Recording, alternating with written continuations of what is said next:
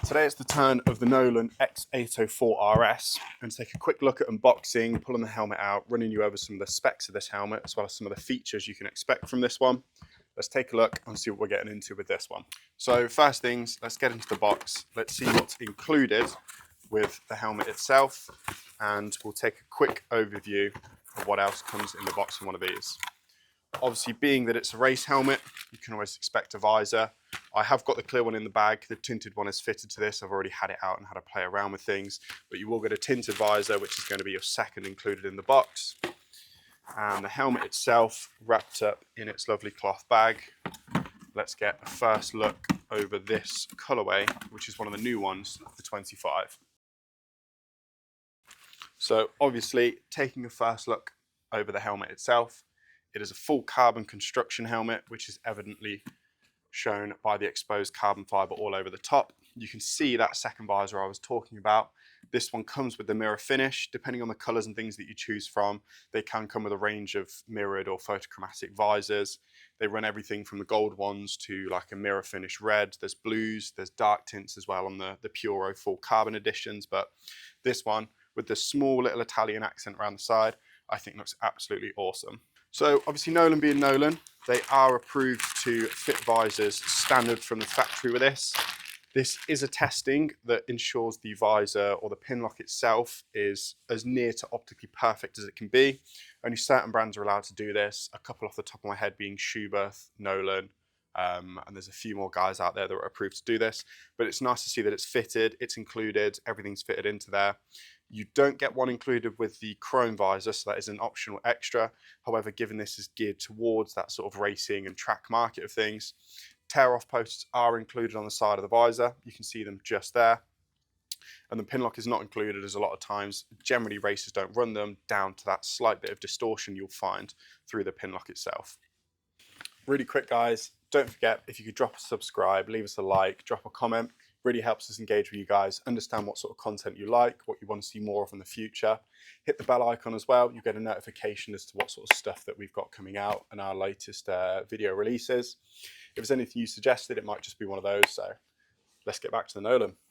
So with the Nolan, when swapping and replacing visors, given what this helmet is designed to be used for and the areas of riding it's focused towards, the visor mechanism on this is an incredibly secure system. It is based on almost a bolted system where the visor screws and threads into reinforced plates in the helmet, and you remove the entire toggle each side by just simply undoing the two screws. Once released from here, you're able to pop it into the open position, and away your visor comes. This is such a strong visor mechanism to see. It prevents any of that possible weak plastic or weak point snapping. It's super secure, and especially given that the helmet is focused towards that racing and track market, having somewhere that we ensure your visor is never going to come off or possibly fling off is one of the biggest bonuses you can have, and it takes a bit of that worry away from having the helmet needing to be in that position. Moving on to taking a quick look at the venting, you have 6 intake inlets on the helmet. There is 2 located down towards the bottom, operated by a small lever on the front. Moving up towards the front of the brow, again you have 2 more inlets right on the front of the forehead. Another slider operates these. Up and down is dead easy, nothing difficult to work on. And the top 2 vents right moving onto the top of the head. Again, 2 easy sliders, nice and easy to operate. It's going to give you a huge amount of direct airflow straight into the front of the helmet. And as I said, given this is a sort of sports and track focused helmet, it is designed to have incredible airflow around the top of things. Moving towards the rear, you can see the 2 top exhaust vents located up there. They're going to be feeding as much air as possible straight over the top of the head, where you're going to be sort of sweating. There's going to be a lot of moisture that's building up in the top of the shell. Having those 2 channels of airflow is going to pull as much of that away and hopefully keep it as dry as possible. Down onto the front, you have your 2 outlets for the front intake vents as well.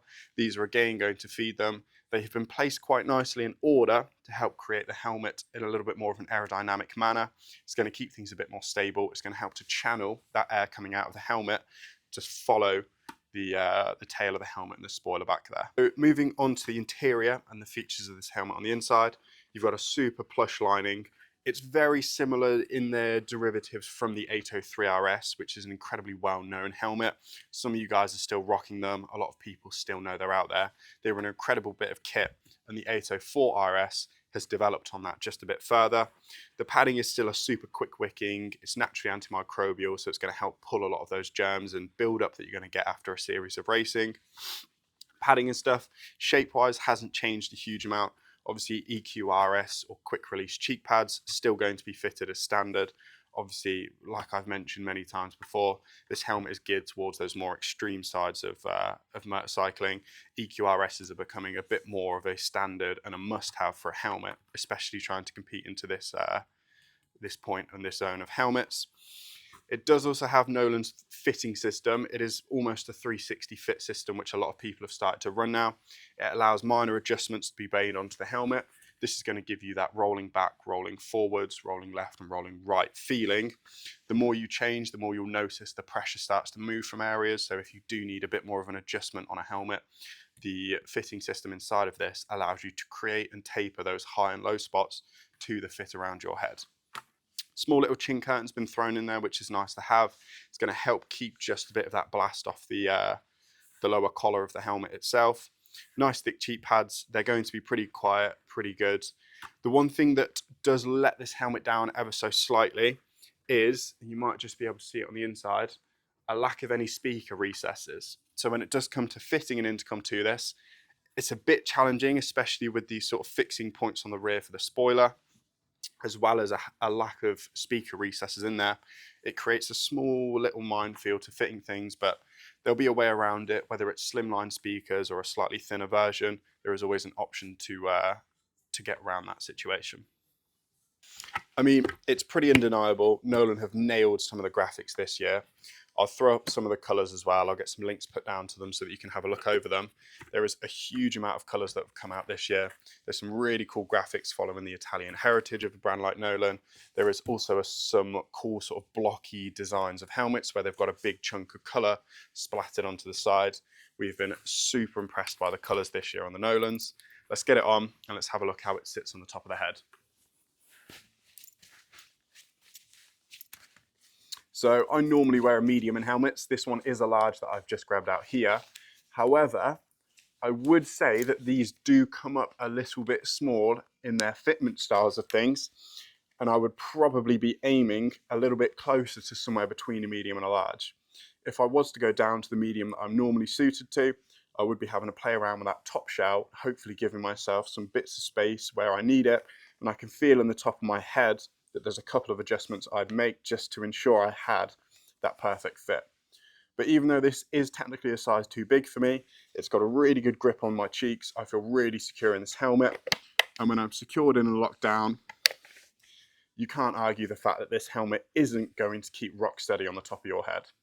So we've been incredibly impressed with the X-804 RS from Nolan.